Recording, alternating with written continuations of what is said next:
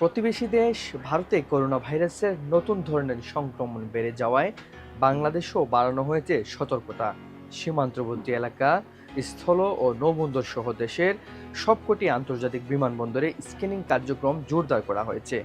বাংলাদেশ স্বাস্থ্য অধিদপ্তর জানিয়েছে, করোনার সংক্রমণ রোধে এই পদক্ষেপ নেওয়া হয়েছে, বিশেষ করে ভারতে ছড়িয়ে পড়া নতুন ভেরিয়েন্টের পরিপ্রেক্ষিতে।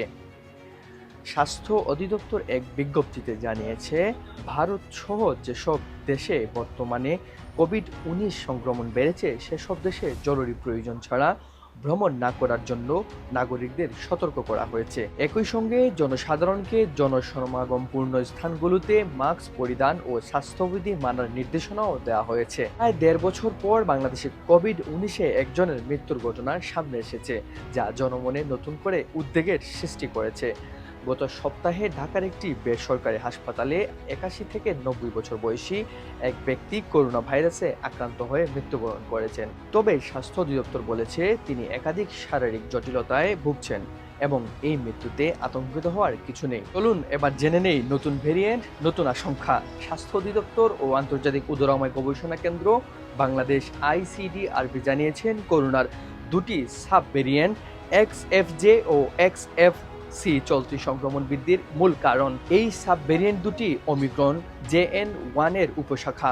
বর্তমানে নমুনাগুলোর অধিকাংশই XFJ ভেরিয়েন্ট শনাক্ত হয়েছে, যার সংক্রমণ ক্ষমতা পূর্ববর্তী ধরনগুলোর তুলনায় অনেক বেশি। বিশেষজ্ঞদের মতে, এই ভেরিয়েন্টের প্রভাবে বয়স্ক, শারীরিকভাবে দুর্বল কিংবা দীর্ঘমেয়াদী রোগে আক্রান্ত ব্যক্তিদের মধ্যে গুরুতর জটিলতা দেখা দিতে পারে।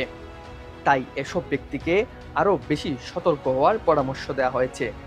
এদিকে পার্শ্ববর্তী ভারতেও দ্রুত ছড়াচ্ছে NB.1.8.1 নামের আরেকটি ভেরিয়েন্ট। গত ২৩ মে স্বাস্থ্য সংস্থার WHO প্রকাশিত বুলেটিনে বলা হয়, এই ভেরিয়েন্টে জেনেটিক সিকোয়েন্স পরীক্ষা শনাক্ত হয়েছে এবং এর সংক্রমণ হার তুলনামূলক অনেক বেশি। এবার জানবো নতুন ভেরিয়েন্টের প্রতিরোধে করণীয়।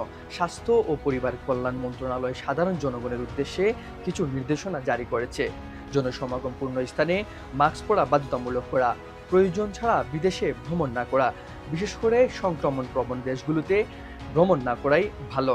হাঁচি কাশির শিষ্টাচার মেনে চলা, হাত ধোয়ার অভ্যাস বজায় রাখা, বয়স্ক এবং ঝুঁকিপূর্ণ রোগীদের জনসমাগম এড়িয়ে চলা, উপসর্গ দেখা দিলে দ্রুত পরীক্ষা ও আইসোলেশনের নিশ্চিত করা। জনস্বাস্থ্য বিশেষজ্ঞরা বলেছেন, এখনই আতঙ্কিত হওয়ার মতো পরিস্থিতি না থাকলেও স্বাস্থ্যবিধি মেনে চলা এবং ব্যক্তিগত সচেতনতা বৃদ্ধি করা জরুরি।